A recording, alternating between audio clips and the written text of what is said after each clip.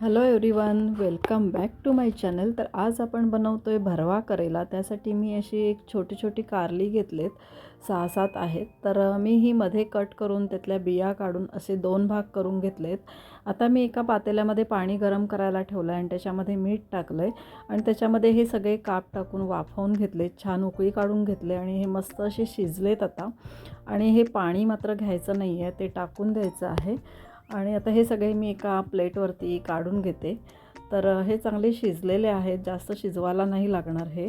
तर आता आपण यासाठी ना ह्याच्यामध्ये भरण्यासाठी एक मसाला तयार करणार आहोत.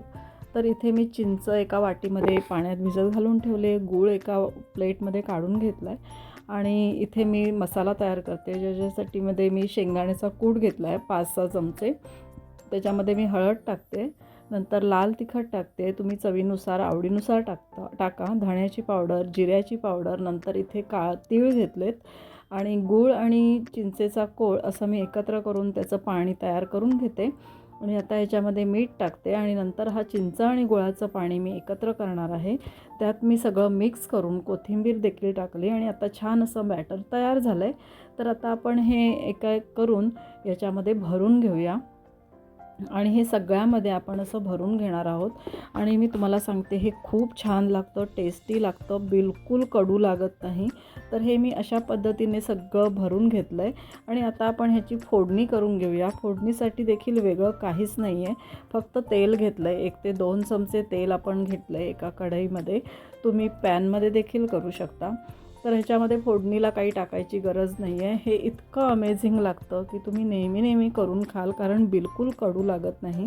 आणि तेलावरती डायरेक्ट हे सोडून द्यायचं आहे आणि 5 ते 7 मिनटं मस्त अशी वाफ काढून झाल्यानंतर हे खायला एकदम रेडी होणार आहे.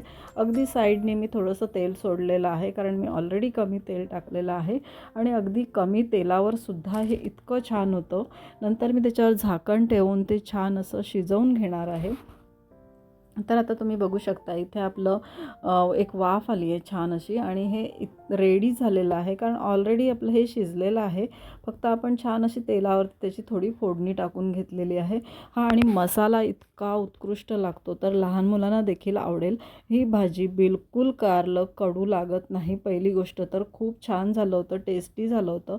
तुम्ही देखील तुमच्या घरी करून बघा, तुम्हाला सगळ्यांना आवडेल. आणि हे एकाऐवजी 2 भाकऱ्या तर तुम्ही नक्कीच खाल. मी भाकरीसोबत केलं आहे, तुम्ही चपातीसोबत देखील खाऊ शकता. इतकं सुंदर लागलं, इतकं टेस्टी लागलं, माझ्या मुलाने देखील खूप आवडीने खाल्लं. तर तुम्ही देखील नक्कीच करून बघा आणि आवडलं असेल तर एक लाईक नक्कीच करा आणि माझ्या चॅनलला सबस्क्राईब देखील करा.